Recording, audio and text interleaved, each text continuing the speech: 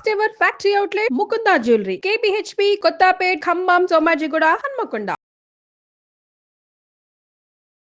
నమస్కారం, సుమన్ టీవీకి స్వాగతం. ఈ 2025 జనవరి 29న మౌని అమావాస్య రానుంది. ఈ మౌని అమావాస్యనే చొళంగి అమావాస్య అని కూడా అంటారు. ఏమిటి ఈ మౌని అమావాస్య యొక్క ప్రత్యేకత, ఈ రోజు పాటించవలసినటువంటి విధి విధానాలండి, ఈ విషయాలను తెలియజేసేందుకు మనతో పాటు ఉన్నారు ప్రముఖ జ్యోతిష శాస్త్ర పండితులు, శ్రీచక్రపీఠ వ్యవస్థాపకులు బ్రహ్మశ్రీ ప్రదీప్ జోషి గారు మనతో పాటు ఉన్నారు. గురుగారిని అడిగి మరిన్ని విషయాలు తెలుసుకుందాం. గురుగారు నమస్కారం. శ్రీమాత్రే నమః. గురుగారు, అమావాస్యల్లోని ఈ చొళంగి అమావాస్య చాలా ప్రత్యేకమైనదిగా చెప్తారు. ఏంటి ఈ అమావాస్య యొక్క ప్రత్యేకత? శ్రీ గురుభ్యో నమః. శ్రీమాత్రే నమః. అచింత్య వ్యక్త రూపాయ నిర్గుణాయ గుణాత్మని సమస్త జగదాధారమూర్తయే బ్రహ్మణే నమః. శ్రీమాత్రే. ప్రతి అమావాస్య కూడా శ్రేష్టమైనది. ప్రతి సంవత్సరానికి మనకి 24 పర్వదినాలు అంటారు. వీటిని పూర్ణ దినాలు అని అంటారు, పర్వదినాలు అంటారు. 12 పౌర్ణమిలు, 12 అమావాస్యలు. పౌర్ణమి దేనికోసమనంటే మనము పాజిటివ్ ఎనర్జీ పొందడానికి పౌర్ణమి. అంటే మనము భోజనం చేయడానికి ఎట్లాగైతే మనకు అనుకూలమైన కాలము, భోజనం చేయడం వల్ల ఎట్లాగైతే మనకు శక్తి వస్తుందో అట్లాగే ఈ యూనివర్సల్ ఎనర్జీ నుంచి, యూనివర్సల్లో ఒక ఎనర్జీ ఉంటుంది. ఆ ఎనర్జీ మనం పొందాలి అని అంటే మనకు పౌర్ణమి. సరే, అదంతుంది. మన లోపల ఉండే నెగిటివ్స్ మొత్తం పోవాలి. ఎందుకోసం అంటే తీసుకోవడం ఎంత ఉంటుందో వదలడం కూడా అంతే ఉండాలి. అయితేనే లైఫ్ బ్యాలెన్స్ అవుతుంది. సో మనకి ఎనర్జీస్ ఎంత తీసుకున్నా, సో ఆ ఎనర్జీస్ డిఫికల్ట్ అయినప్పుడు కొన్ని పోగొట్టుకోవాల్సి వస్తుంది. సో నెగిటివ్స్ మొత్తం పోవాలి అంటే అమావాస్య. పాజిటివ్ రావాలి అని అంటే పౌర్ణమి, నెగిటివ్స్ పోవాలి అని అంటే అమావాస్య. ఎందుకు పౌర్ణమికి పూర్తిగా ఆపోజిట్ ఏంటిది అని అంటే అమావాస్య. అవునా కాదా? సో పౌర్ణమి మనకి చంద్రుడు పూర్తిగా కనిపిస్తాడు, అమావాస్య చంద్రుడు అస్సలు కనిపించాడు. అమావాస్యకి చంద్రుడు పూర్తిగా సూర్యుడితోటి ఉండిపోతాడు కాబట్టి మనకి కనబడ్డు. సో పౌర్ణమి ఏమవుతుంది, చంద్రుడి యొక్క వెన్నెల్లో మనకి జలము ద్వారా మనకి శక్తి వస్తుంది. మన శరీరంలో కూడా జలం ఉంది కాబట్టి మన శరీరం లోపలికి శక్తి ఆవాహన అనేది ఈజీగా జరుగుతుంది. అమావాస్య రోజు జలతత్వమైనటువంటి చంద్రుడు ఆ యొక్క శక్తిని నీళ్ళల్లోకి ఇచ్చేస్తాడు. ఎందుకోసం అంటే బయట కనబడ్డు కదా, నీళ్ళల్లో శక్తి ఉంటుంది. అందుకే ఆటు పోటు అనేది ఉంటుంది. దీని యొక్క వైశిష్ట్యత ప్రకారము మనం అర్థం చేసుకోవాల్సింది ఏంటంటే, అందుకే ప్రతి అమావాస్య రోజు నదీ స్నానం చేయడము, పితృదేవతలకు తర్పణం ఇవ్వడము, తర్వాత అమావాస్య ముఖ్యంగా ఎవరైతే కనుక దీక్షాపరులు ఉంటారో అమావాస్య ఉపవాసం ఉంటారు. ఉపవాసం అంటే ఒక పూట తింటారు, ఇంకో పూట తినరు. కొంతమంది ఉపవాసం కూడా ఉంటారు. అమావాస్య రోజు విశేషం ఏమిటంటే నెగిటివ్స్ మొత్తం దూరం చేసుకోవాలి. అందులోనూ అన్ని అమావాస్యల్లో కొన్ని బలమైన అమావాస్యలు ఉంటాయి. అందులోపల బలమైన అమావాస్యల్లో ఒకటి నదీ స్నానము చేయడానికి, పూర్తిగా నెగిటివ్స్ అన్ని దూరం చేసుకోవడానికి, కుంభమేళ పుష్కర స్నానాలు అన్నీ చేయడానికి అత్యంత అనుకూలమైన అమావాస్య మౌని అమావాస్య. అదే ఈ పుష్యమాసంలో వచ్చే అమావాస్య, పుష్య అమావాస్య. ఈ పుష్య అమావాస్య చాలా శ్రేష్టమైంది. ఇదేమిటంటే మన యొక్క పాపకర్మ పంకిలమంతా కూడా పోగొట్టుకోవడానికి పుష్య అమావాస్య. తర్వాత మాఘ అమావాస్య వస్తుంది. మాఘ అమావాస్య చాలా గొప్పది. దాని యొక్క శక్తి ఏమిటి అని అంటే గనక, ఎవరికైతే గనక అనువంశికంగా దుఃఖం వస్తుందో, అంటే సంతానం లేకపోవడమో, తర్వాత ఇంట్లో ఎవరైనా మరణించడమో, అలాంటివి అనువంశికంగా దుఃఖం వచ్చేటువంటి వాళ్లకు మాఘ అమావాస్య శ్రేష్టమైంది. అలాంటి మాఘ అమావాస్య రోజు పుష్కర స్నానం చేసినా, నదీ స్నానం చేసినా, తర్పణాలు చేసినా వాళ్ళకి సంతాన భాగ్యం అనేది 100% కలుగుతుంది. అనువంశిక దోషాలన్నీ కూడా పోతాయి. ఆ తర్వాత ఇంకోటి ఉంటుంది, మహాలయ అమావాస్య. అది మనకి భాద్రపద మాసంలో వస్తుంది. ఆ అమావాస్య చాలా శ్రేష్టమైంది. అది పిండ ప్రదానాలకు, పితృదేవతలు చేయడానికి. ఎందుకోసం అంటే పితృదేవతలు సంతోషించాలంటే ఆ అమావాస్య. ఇంకొక అమావాస్య ఉంటుంది, అది పవర్ఫుల్ అమావాస్య, డబ్బులు ఇస్తుంది ఆ అమావాస్య. ఆ అమావాస్య లక్ష్మీ పూజ చేస్తే లక్ష్మీదేవి కనకవర్షం కురిపించేస్తుంది. అదేంటి మీ అందరికీ తెలుసు కదా, ఏంటిది అది? దీపావళి. ఆశ్వయుజ అమావాస్య, దీపావళి. సో ఈ 4 అమావాస్యలు చాలా శ్రేష్టమైనవి. ఇంకోటి ఆషాఢ అమావాస్య ఉంటుంది, అది గుప్త అమావాస్య అంటారు. అది వారాహి అమ్మవారికి, తర్వాత వామాచార తంత్ర పూజలకి ఆషాఢ మాసం. అది పరశురామ క్షేత్రంలో గనక ఆషాఢ మాసంలో అమావాస్య పూజ చేయించుకుంటే అసలు నువ్వు ఏదంటే జరుగుతుంది. ముఖ్యంగా శత్రుబాధ విముక్తి కలగాలి, రుణబాధ విముక్తి కలగాలి. ఏ మనిషికైనా జీవితంలో దుఃఖం వచ్చేది ఒక అన్ఎక్స్పెక్టెడ్ థింగ్ వల్లనే జరుగుతుంది. ఇప్పుడు మీరు ఎంతో ఇష్టంగా ఒక ల్యాండ్ కొనుక్కున్నారు, ఒక 10 ఎకరాలు ఎక్కడో కొనుక్కున్నారు, మీ జీవితకాలం కష్టపడి సంపాదించినట్టు కొనుక్కున్నారు. మీరు కొన్న కరెక్ట్గా ఒక నెల రోజులకు ఒకడు వస్తాడు, నాకు ఇది ఆల్రెడీ అగ్రిమెంట్ జరిగింది, ఇది నాది అని కేసు పెట్టాడు. మీ 10 కోట్లు అక్కడ ఇన్వెస్ట్ చేశారు, ఆ కేసు తేలేసరికి 10 ఏళ్ళు అవుతుంది. దాంట్లో ఏమీ లేదు, వాడేదో డూప్లికేట్ డాక్యుమెంట్ చేసుకొని వచ్చాడు, డూప్లికేట్ సంతకం పెట్టుకొని వచ్చాడు, కానీ కోర్టు అది తెలియదు కదా, 10 ఏళ్ళు అవుతుంది. పరిష్కారం ఎక్కడ, ఎవరిని అడుగుతారు? దానికి ప్రతి అమావాస్య అమ్మవారు అనుగ్రహించింది, బగలాముఖి అమ్మవారు చెప్పింది, మీరు అమావాస్య రోజు రండి నా దగ్గరికి, మీ బాధలు ఏవో చెప్పుకోండి. అంటే లైక్ జనతా గ్యారేజ్ లాగా అనమాట, అమ్మవారు గ్యారేజ్ ఓపెన్ చేస్తుంది, రండి మీ ప్రాబ్లమ్స్ ఏందో మొత్తం చెప్పండి, అమావాస్య నేను మీ అందరికీ అవైలబుల్ ఉంటాను, మీ బాధలన్నీ కూడా వింటాను అని అమావాస్య బగలాముఖి అమ్మవారు అనుగ్రహించింది. అందుకే ప్రతి అమావాస్య మా శ్రీ చక్రపీఠంలో బగలాముఖి పూజ చేస్తాం. ఈసారి మీరు అంటున్న ఈ చొల్లంగి అమావాస్య అంటున్నారు కదా, ఈ చొల్లంగి అమావాస్య ఏమిటంటే కనుక మనము పైరు మొత్తం కూడా తీసేసి, ఇప్పుడు సంక్రాంతికి పైరు తీసేస్తాము, ఈ చొల్లంగి అమావాస్యకి మనం ఏం చేయాలి అని అంటే పైరుని పూజ చేసుకోవాలి. అంటే ఆ భూమి మొత్తం చదును వేసి భూమి పూజ చేసుకోవాలి. భూమి పూజ చేసుకొని నత్తలు చల్లాలి. యాక్చువల్లీ ఇది రూల్ ప్రకారం నత్తలు. చొల్లంగి అంటే దీని ఏమంటారు, డొల్ల చేయడము అని అర్థం నిజం చెప్పాలంటే. అంటే భూమిని డొల్ల చేయాలి. మనం ఇప్పటిదాకా సంక్రాంతి వరకు పంటలు పండించుకున్నాం, బియ్యము అంతా ఇంటికి తెచ్చేసుకున్నాం, కానీ మనము భూమిని పట్టించుకోవట్లే. భూమి లోపల దున్నాలి అని చెప్తున్నారా? మొత్తం అంతా భూమిని దున్ని ఏం చేయాలంటే నత్తలు ఇయ్యాలి. ఇప్పుడు ఆవు పేడ చల్లాలి, నత్తలు వేయాలి. నత్తలు వేసి నెక్స్ట్ కార్తెలు వస్తాయి. ఇప్పుడు ఇది అయిపోయింది, ఇప్పుడు మకర రాశి లోపలికి ఎంటర్ అయ్యాడు, శ్రవణ నక్షత్రం లోపలికి ఎంటర్ అయ్యాడు. మకర రాశి లోపలికి శ్రవణం, కుంభం, శ్రవణం, ధనిష్ట అయిపోయిన తర్వాత ఎప్పుడైతే సూర్యుడు శతభిష నక్షత్రంలోకి ప్రవేశిస్తాడు, శతభిష నక్షత్రంలో ప్రవేశించగానే ఎండ తీవ్రత అనేది పెరుగుతుంది.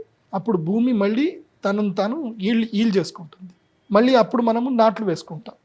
నాట్లు వేసుకొని కొన్ని రోజులు చూసేసరికి టకటక వర్షాలు పడతాయి, ఇంకా పంటలు చక్కగా పెరుగుతాయి.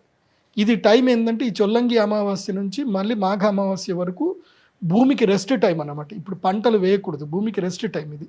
ఈ టైంలో ఏం చేయాలంటే భూమిని మొత్తం కూడా వర్మీ కంపోస్ట్ చేసుకోవాలి. ఇది ఒక పద్ధతి. ఏది మన రైతుల ప్రకారం చూసుకుంటే. ఆధ్యాత్మిక ప్రకారంగా చూసుకుంటే ఒక మనిషి తన యొక్క ఆధ్యాత్మిక సాధనకు మౌని అమావాస్య చాలా శ్రేష్టమైంది. మౌని అమావాస్య నుంచి శివరాత్రి వరకు ధ్యానం చేసుకోవాలి, శివ పూజ చేసుకోవాలి, శివ దీక్షలు చేసుకోవాలి, శివ ధ్యానం చేసుకోవాలి. అందుకే ఈ మౌని అమావాస్య 144 సంవత్సరాల తర్వాత మహాకుంభమేళ వస్తుంది మనకి ఇక్కడ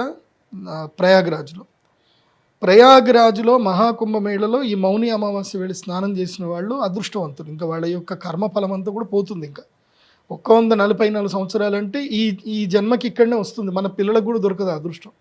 ఇప్పుడు ఎవరెవరైతే పుట్టని వాళ్ళకి ఇంకా దొరకదు అదృష్టం. సో ఆ అదృష్టం మిస్ చేసుకోకండి, అందరూ కూడా వెళ్ళండి, మౌని అమావాస్య రోజు స్నానం చేయండి. మీరు ఒకవేళ కనుక ప్రయాగరాజ్ ఎక్కువగా క్రౌడ్ ఉంది, మేము వెళ్ళలేము, అక్కడ మేము ఏమైపోతాము అని భయం అనిపిస్తే మీరు ఏ పుణ్యక్షేత్రంలో అయినా సరే, ఏ తీర్థంలో అయినా, గోదావరి నదిలో కానీ, కృష్ణానదిలో కానీ, తుంగభద్ర కానీ, కావేరి కానీ, నేను ఈ శ్లోకం చదువుతాను. ఈ శ్లోకములో ఏ నదుల పేర్లు చెప్పానో ఆ నదులన్నిట్లోనూ కూడా మౌని అమావాస్యలో స్నానం చేయొచ్చు. అంతే పుణ్యఫలం లభిస్తుంది, గుర్తుపెట్టుకోండి. ఎందుకోసమంటే ఒక్క మౌని అమావాస్య రోజు సమస్త తీర్థముల యందు గంగాదేవి యొక్క సన్నిధానం పూర్తిగా ఉంటుంది. గంగా వరుణ దేవుడి యొక్క సాన్నిధ్యం ఉంటుంది, ముక్కోటి దేవతల యొక్క సాన్నిధ్యం ఉంటుంది కేవలం మౌని అమావాస్య. ఇది ఫిబ్రవరి 29వ తారీఖు. సో 28వ తారీఖు వెళ్ళి సిద్ధమవ్వండి. 29వ తారీఖు మౌని అమావాస్య రోజు నదీ స్నానం చేయండి. మినిమం ఒక అరగంట సేపు స్నానం చేయాలి. ఏదో పోయి అంటే ప్రయాగ్రాజ్ వెళ్ళలేని వాళ్ళు ఎవరైనా ఉంటే ఇటువైపు హరిద్వార్ కానీ లేకపోతే నాసిక్లో కానీ అట్లా ఏమైనా, అదే చెప్తాను, ఒక శ్లోకం చెప్తాను, ఆ శ్లోకం వినండి. ఆ శ్లోకంలో ఏ నదుల పేర్లు వచ్చాయి, మీకు ఎక్కడ ఆ నది దగ్గర ఉందో అక్కడికి వెళ్ళిపోండి. శ్లోకం జాగ్రత్త వినండి. గంగా సింధు సరస్వతీ చ యమున గోదావరి నర్మదా కృష్ణా భీమరతీ చ పల్గు సరయు శ్రీగండకీ గోమతి కావేరీ కపిలా వరాహతనయ నేత్రావతి ఇత్యాదయో నద్యశ్రీహరిపాద పంకజభవాః కుర్యాద్ధ్రువం మంగళం. సో శ్రీహరి యొక్క పాదపద్మం నుంచి పుట్టిన ఈ నదులన్నీ కూడా మౌని అమావాస్య రోజు, రాబోయే మాఘ అమావాస్య రోజు స్నానం చేయడానికి శ్రేష్టమైనటువంటివి. ఇందులోపల గోదావరి ఉంది, మన తెలుగు రాష్ట్రాల్లో గోదావరి ఉంది, కృష్ణ ఉంది, తుంగభద్ర కూడా ఉంది. కర్నూలు దగ్గరికి వెళ్తే తుంగభద్రలో స్నానం చేయొచ్చు. ఇంకా అది జరగలేదా, నంద్యాల వెళ్ళండి, మహానందిలో స్నానం చేయండి. మహానంది వెళ్ళండి, అక్కడ మహానంది తీర్థంలో అయినా స్నానం చేయండి. ఈ ఒక్క మౌని అమావాస్య రోజు ఒక కష్టతరమైన ఉపాసన ఉంటుంది. అది గనక చేయగలిగితే వాళ్ళ జీవితంలో అదృష్టం వాళ్ళని ఇట్లా బంగపట్టుకున్నట్టు పట్టుకుంటుంది.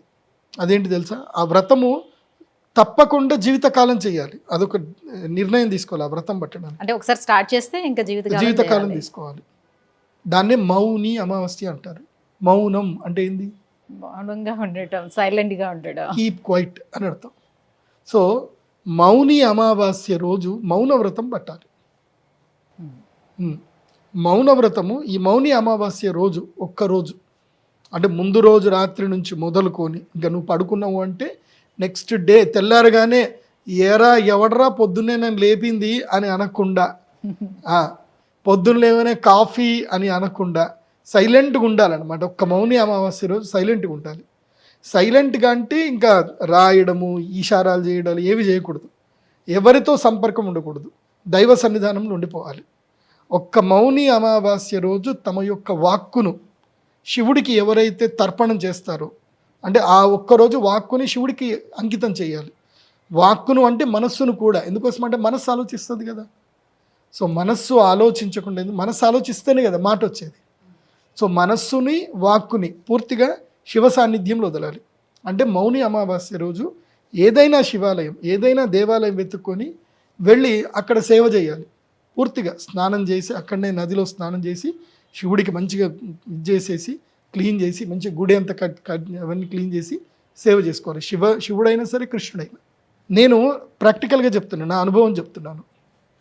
మేము మధ్వ సాంప్రదాయం. మా పూజ్య గురువులు శ్రీమన్ మధ్వాచార్యుల వారు, ఆనంద తీర్థాచార్యులు అంటారు. మాకు బేస్ ఆరిజిన్ ప్లేస్ వచ్చేసి మాకు అందరికీ ఉడిపి క్షేత్రం. ఉడిపి అక్కడ అష్టమఠాలు ఉంటాయి. మౌని అమావాస్య వచ్చింది, ఏం చేయాలి, ఇది ఉంది, మా గురువు గారు చెప్పారు ఏం చేయాలి. అటు ఇటు చూస్తే కృష్ణ ఉడిపిలో ఉన్నాను నేను. ఉడిపిలో అక్కడ తీర్థం ఉంటుంది, అక్కడ చిన్నగా కోనేరు ఉంటుంది. అక్కడ కృష్ణమఠంలోనే కోనేరు ఉంటుంది. మాకైతే అలౌడ్, ఎందుకోసమంటే మేమంతా మా బ్యాచే కాబట్టి మాకంతా అలౌడ్, వేరే వాళ్ళకి అలౌ చేయరు అక్కడ.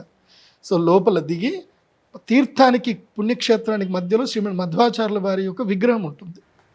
మౌని అమావాస్య ఏం చేయాలి, మౌనంగా ఉండి సాన్నిధ్యంలో ఉండాలి. సో నేను మా గురువు దగ్గరికి వెళ్ళిపోయా. నాకు మా గురువే దైవం కాబట్టి ముకుంద భక్తియే గురుభక్తి జాయే అని మాకు శ్రీమన్ సుమధ్వ విజయలో చెప్పారు. కాబట్టి నేను వెళ్ళి అక్కడ అన్ని పావురాలన్నీ పాడుపాడు చేసేసాయి. ఆ రోజంతా అక్కడనే ఉండి మొత్తం క్లీన్ చేసేసాను నేను. నా టైం అంతా అక్కడనే, ఇంకెవ్వరితో మాట్లాడలేదు. భోజనం చేసా, మళ్ళీ నీళ్ళలో దిగి ఈదుకుంటూ వెళ్ళి మొత్తం అంతా క్లీన్ చేసి దండం పెట్టేసుకొని వచ్చా. నా నెక్స్ట్ మూమెంట్ నా లైఫ్లో టర్నింగ్ పాయింట్ వచ్చింది. అప్పటి వరకు నా దగ్గర డబ్బులు ఎంత ఉండే ఏంటంటే నా బ్యాంక్ అకౌంట్లో 10,000 కూడా ఉండకపోతుండే. ఇప్పుడు దానికి 100 times నా దగ్గర ఇన్కమ్ ఉంది ఇప్పుడు. దానికి కారణం ఏంటంటే గురువు అనుగ్రహం. ఒక మంచి ముహూర్తం అప్పుడు మనం గురు సేవ చేస్తే మనకు అనుగ్రహం కలుగుతుంది. అందుకే మౌని అమావాస్య రోజు మీరు ఫ్యామిలీకి దూరంగా వెళ్ళిపోండి. ఎవరైనా సరే ఫ్యామిలీకి మీరు ఎన్ని రోజులు సేవ చేసినా చివాట్లు పవాట్లు తప్ప ఏమి ఉండదు, ఏమీ దొరకదు. నాకేంటి, ఫ్యామిలీకి మీరు ఎంత సేవ చేసినా ఫైనల్ డే వచ్చేసరికి నాకేంటి, ఎరా నీకోసం ఇల్లు కట్టారా, ఇవన్నీ చేశారా, అది కాదు నాన్న నాకేంటి. భార్య అడుగుతుంది, నాకు ఇంట్లో బట్టలు లేవు నాకు అంటుంది. తీరా కబోర్డ్లు ఓపెన్ చేస్తే పాపం ఈయనది ఒకటే కబోర్డ్లు ఉంటుంది, మిగతాది మొత్తం ఆమె ఉంటాయి. 90% ఆమె ఉంటాయి, 10% మాత్రం ఈయనది ఉంటుంది. ఈయనకు మాత్రం బట్టలు లేవంటే ఏది ఇన్నిగానో ఉన్నాయి, ఒకటని వేసుకున్నారా మీరు అని అంటుంది. ఆవిడని మాత్రం అడిగితే బట్టలు లేవు అంటుంది ఆవిడ. ఇక్కడ ఉన్నాయనంటే అవి నేను వేసుకున్నది మళ్ళీ ఎట్లా వేసుకుంటాం, అది అంతే. సో నాకేంటి మళ్ళీ, సో ఈ ఒక్కరోజు మీరు దైవ సేవలో పూర్తిగా పాల్గొంటే, ఒక్కరోజు దైవ సేవలో పాల్గొంటే జీవితాంతం మీరు కుటుంబ సేవ చేసుకునే శక్తి వస్తుంది. ఆ తర్వాత భార్యకి సేవ చేసినా, పిల్లలకి ఏం చేసినా రావాల్సిన ఏదైతే పోగొట్టుకున్న టైం, పుణ్యకాలం ఏదైతే ఉందో అది ఒక్కరోజుతో సిద్ధిస్తుంది. కాబట్టి ఈరోజు సేవ చేయండి. అవసరమైనప్పుడు మౌనంగా ఉండడం అలవడుతుంది. అది ఉంటుంది, కాకపోతే కష్టం అది. ఈ ఒక్క మౌని అమావాస్య రోజు మీ భార్యలకు చెప్పండి. ఈ వీడియో అందరూ మీ భార్యలకు షేర్ చేయండి. ఏ భార్యల వల్ల, ఎవరి మాటల వల్ల అయితే కనుక మీ జీవితం ముందుకు సాగుతుందో వాళ్ళకి షేర్ చేయండి. ఈ ఒక్కరోజు గురువు చెప్పారు, నువ్వు మౌనంగా ఉంటే నీకు 100 చీరలు వస్తాయట అని చెప్పి ఏదైనా ఒకటి షేర్ చేయండి. ఒక్కరోజు మౌనంగా ఉండాలి. ఈ రోజు మౌనంగా ఎవరైతే ఉంటారో వాళ్ళకి అదృష్టం ఉంటుంది. మౌనంతో పాటు ఉపవాస దీక్ష కూడా తీసుకోవాలి. ఉపవాసం చేస్తే మంచిది, లేకున్నా పర్లేదు. లైట్గా తినాలి, పూర్తిగా తినకూడదు. తినడం అంటే మంచిగా తినేసి, గురుగారు చెప్పారు కదా మౌని అమావాస్య ఏముంటుంది మంచిది, ఇప్పుడు మౌనంగా ఉండాలి అని అన్నారు, తినేసి పడుకుంటే అయిపోతుంది కదా. అట్లా ఉండకూడదు, ఉండాలి, మౌనంగా ఉండాలి, భగవత్ సేవలో ఉండాలి. అంటే మనస్సు భగవంతుని పైన కేంద్రీకృతం అయి ఉండాలి. ఇప్పుడు చిన్నప్పుడు నేను కూడా ఉపవాసం ఉండేవాడిని ఏకాదశి రోజు. ఇప్పటికి కూడా ఉంటున్నాను, ఈ మధ్య తగ్గింది. సో ఏకాదశి ఉపవాసం ఉండి కళ్ళు మూసుకొని పడుకుంటే మంచిగా సపోటాలు, దానిమ్మలు, యాపిల్స్, పళ్ళు, పలహారాలు అన్నీ కళ్ళకు వచ్చేటి అన్నమాట. సో మనస్సుతోటి వాటిని ధ్యానిస్తూ ఉపవాసం ఉంటున్నా అంటే అది తప్పది, దాన్ని మిథ్యాచార అంటారు. సో మనస్సుతో అంటే కర్మేంద్రియాన్ని సంయమ్య అస్తే మనసాచరాన్ని ఇంద్రియాత్మ విమూఢాత్మ మిథ్యాచార సౌచ్యతి. అంటే ఇంద్రియాల్ని బలవంతంగా కంట్రోల్ చేసి మనస్సుతో మాత్రం ఎప్పుడు తెల్లారుతుందో, ఆరెప్పుడవుతుందో తెల్లారగానే తినేయాలి. ఈసారి వీళ్ళంతా ఉపవాసం కదా, 6 గంటల దాకా వెయిట్ చేస్తూ ఉంటారు అనమాట. కొంతమంది 12 గంటల దాకా వెయిట్ చేస్తూ ఉంటారు. నాకు ఒక ఫ్రెండ్ ఉండేవాడు, వాళ్ళకి రైస్ మిల్ ఉంటుంది. వాడు ఏంటంటే నిజామాబాద్లో నేను మందు తాగా అని వాళ్ళ అమ్మకి నాన్నకి ప్రామిస్ చేసిండట, వాళ్ళ భార్య ప్రామిస్ చేసిండట. సో వాడికి ఎప్పుడు మందు తాగాలనుకునే నిజామాబాద్ డిస్టిక్ దాగి మెట్పల్లి పోయి మందు తాగేసి వస్తాడనమాట. లేకపోతే అటు కామారెడ్డికి పోయి మందు తాగేసి వస్తాడు. నేను చెప్పిన కదా నిజామాబాద్లో తాగనని చెప్పిన, మంది ఆడిపోయి తాగిస్తాను, దాంట్లో ఏముంది అని అంటాడు. సో అట్లుంటుంది అనమాట. కాబట్టి మౌని అమావాస్య జీవిత కాలానికి సరిపడా యోగాన్ని అయితే ఇస్తుంది. దానికి నదీ స్నానం చేయాలి, దైవ సాన్నిధ్యంలో ఉండాలి. ఒక్కరోజు ఇల్లు వదిలిపెట్టాలి. వదిలిపెడితే మిమ్మల్ని ఏం వదిలిపెట్టాలో అవన్నీ మిమ్మల్ని వదిలేసి వెళ్ళిపోతాయి, ఏవి మిమ్మల్ని బాధ పెడుతున్నాయి. అందుకే మౌని అమావాస్య శ్రేష్టము. శత్రుబాధ, రుణబాధ, దుఃఖం ఉంది. ఇందాక చెప్పాను, ఇట్లా ల్యాండ్ ఇష్యూసు, ఏమైనా ప్రాపర్టీస్ అమ్ముడు పోకపోవడము, తీవ్రమైన అనారోగ్యము, ఇవి ఏవి ఉన్నా సరే అమావాస్య రోజు మా శ్రీచక్ర పీఠానికి రండి, బగలాముఖి పూజ చేసుకోండి, పక్కా రిజల్ట్ దొరుకుతుంది. మొన్ననే ఒక కొడంగల్ నుంచి ఒక ఆయన వచ్చాడు, సార్ గురూజీ నా ల్యాండ్ అమ్ముడు పోతుంది గురూజీ అని వచ్చాడు. చేసుకో అని చెప్పా, పూజ చేసుకున్నాడు, తెల్లవాళ్ళు వెళ్ళాడు. 1,20,00,000 ఎక్స్పెక్ట్ చేశాడు, 1,50,00,000కి ఎకరం అమ్ముడు పోయింది. So is happy now. అట్లా హ్యాపీ అని చెప్పి ఏమన్నా ఇయ్యు అని నేను అడగను. మీది ఏదన్నా మీ టెంపుల్కి మీరు ఏమన్నా డొనేషన్ చేసుకుందంటే చేసుకోండి, బట్ బీ హ్యాపీ. కానీ ఇవ్వడం నేర్చుకున్న వాడికే భగవంతుడు ఇస్తాడు. దానం చేయలేనటువంటి వాడికి, చేతిలో ఎముక లేనటువంటి వాడికే దేవుడు ఇస్తాడు. చేతిలో ఎముకుంది, లాక్కుంటాను అంటే దేవుడు ఇవ్వడు. నువ్వు ఎంత నేచర్కి నువ్వు ఎంతగా సపోర్ట్ చేయగలిగితే, ఎంత ప్రొవైడ్ చేయగలిగితే అంత దేవుడు నీకు ఇస్తాడు. అది గురుగారు, మౌని అమావాస్య యొక్క ప్రత్యేకత ఏంటో, ఆచరించవలసినటువంటి విధి విధానాలు ఏంటో తెలియజేసినందుకు ధన్యవాదాలండి. శ్రీమాత్రే.